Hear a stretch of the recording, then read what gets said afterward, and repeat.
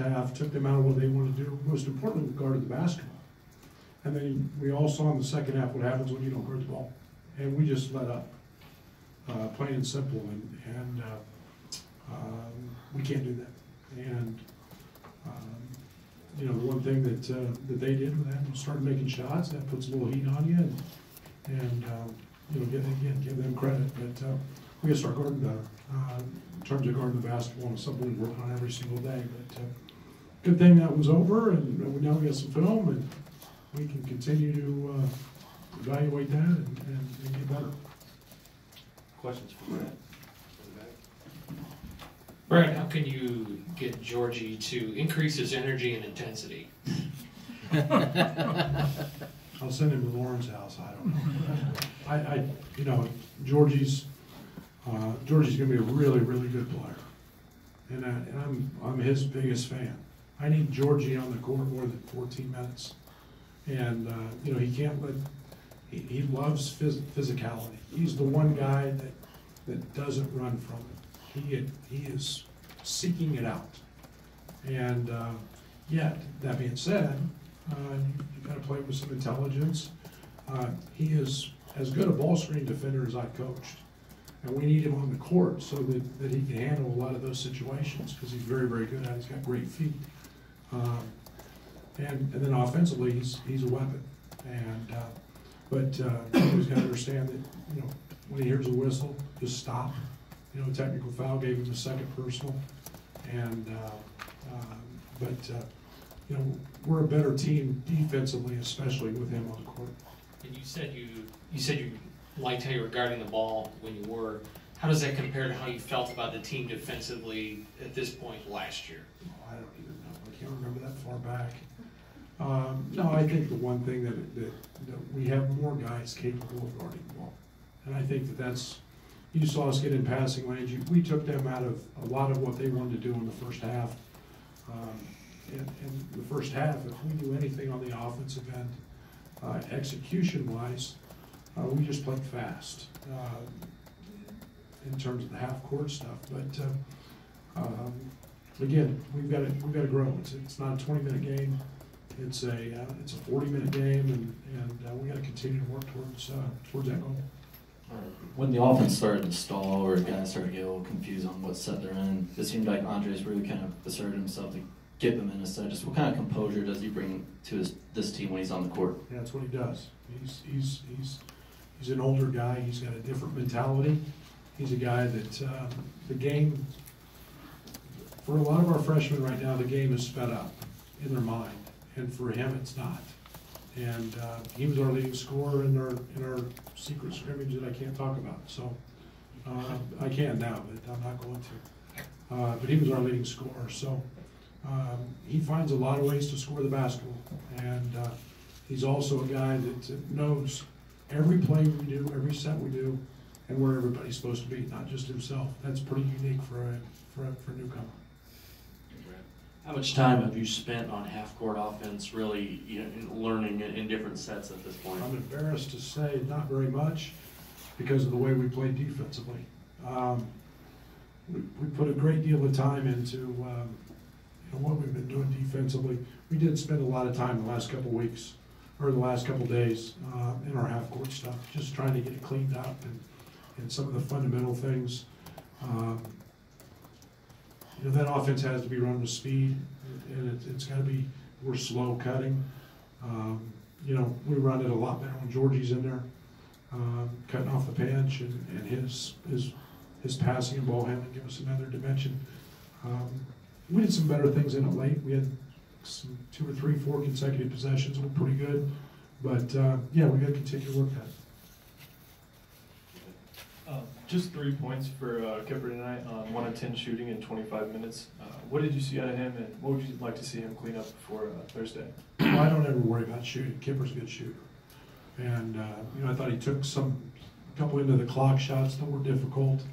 You know, what I'd like to see from Kipper is about 12 rebounds and multiple efforts. And I thought he was okay the first half. I thought he did some decent things the first half. You have nights when the ball doesn't go in.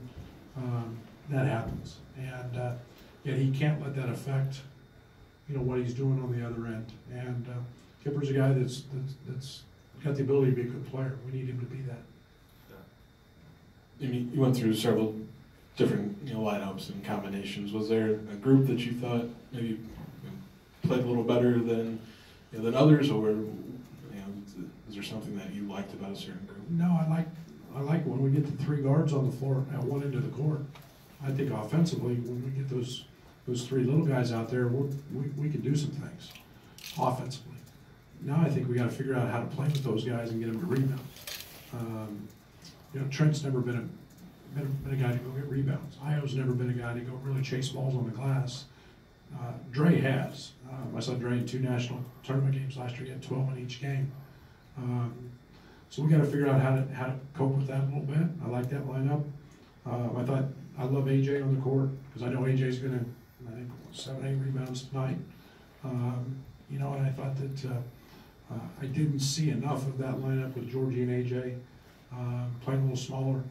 And I thought DeMonte did some good things tonight. Brett, I know with so many young players on this roster, with everything that you've seen, leading up to this first exhibition game, what do you guys think you need to work on before next Thursday? Well, I think we got to continually learn to be a 40-minute team. It's consistent, and we fought that a little bit in practice. We get, towards the last quarter of practice and we slip. They've got to learn to stay locked in and learn to stay focused throughout. And we talk about everyday guys all the time, and you've got to do your job as long as that uniform's on. There's still time on the clock, and obviously we had how many turnovers we have tonight? 17. It's way too many against a team that didn't bother us a whole lot, and we've got to clean that up. We've got to clean up more consistent effort on the glass. But some of the other stuff defensively, film will help, and we'll get better at that. What do you think out of the diamond press hook you guys were throwing tonight? It seemed like you finally started to get some success on when Allen was at the point of it. Yeah, I mean it's one of the advantages of having film and scouting, which we didn't have today. I mean, we had no idea how they were going to set up and match up, and it threw a little different wrinkle at us. I think we were very, very poor in it early. It's something I want to be able to play. Shrink the clock. I thought we had some success with it at times, but again, it's something we'll continue to grow with and get better at as we go. And I think we can be very good at it. Coach, Io starts 0 for 3 from the field, but then he kind of gets it together and finishes with 13 points, makes 6 out of the last 7 shots. What do you see from him? Yeah, I think first game nervous, jitters. I think and excitement, and I think that. I think the one thing that we didn't see is how good defensively he's going to be. I saw that in our scrimmage. He's a lead defender. This one's just get it in the books, get it out of the way. He was really good. At times, it's hard. There's a lot of firsts, and I'm sure he was nervous and excited to be out there all in one. So, I thought he played, a little fast early. He had some turnovers that he normally doesn't make, and he'll clean those up. Coach, you bringing Andres, off the bench. Is there a point where you look at his performances and start thinking you got to throw him out there in the starting lineup? I don't worry about the starting lineup too much. I kind of like the fact that you bring a guy like Andres off the bench who's capable of getting 20 any night. And scoring. You bring a guy like DeMonte, who I think has got a chance to be an elite defender. You get a guy like Alan Griffin, who's a catch and shoot guy right now that's really good. Now you start adding some real pieces to your team, so you don't have a significant drop off after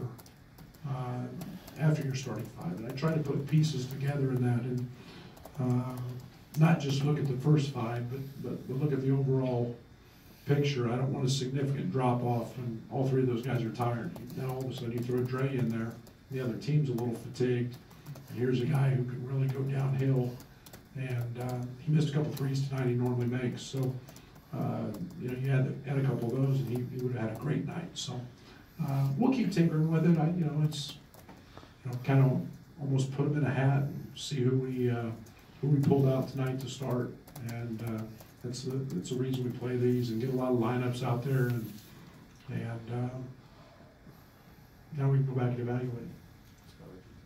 Was it just this team's length that made you look at the press more, or was there something else about, you know, the guys that you had that you thought that might be able to? I think the length. I think that tempo, you know, on the defensive end. I think the defensive side can, you know, I think we had a couple possessions where we were pushing a 10-second count.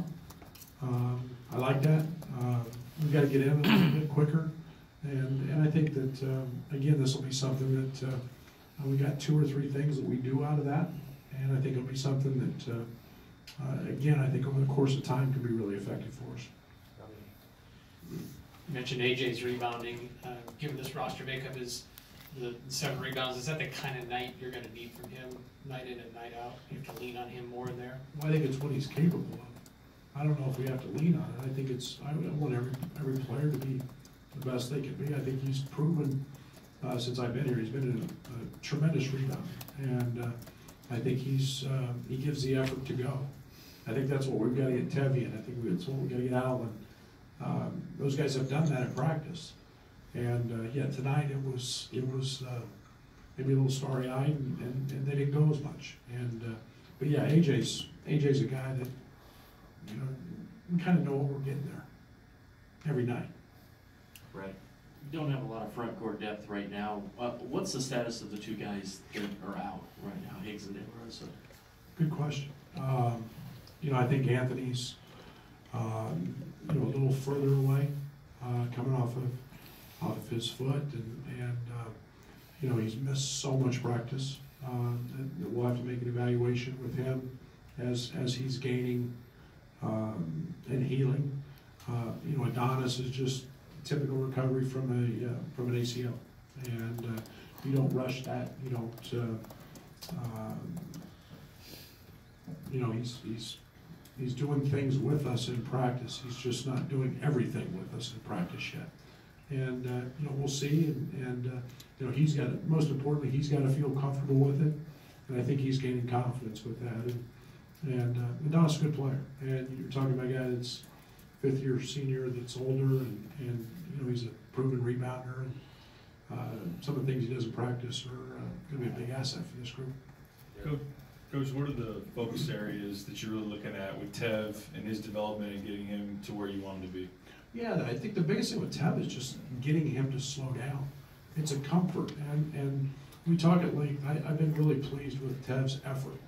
Tev has so much pride. He's watching a ton of film. He's you have to understand what you're looking for offensively and defensively, and we're playing a little bit different style than he's used to defensively. So, you know, for him, the game will slow down, but he's got a lot of pride. He keeps working his tail off. He was in the gym this morning getting up extra shots, and his time's coming, and there'll be no doubt about that.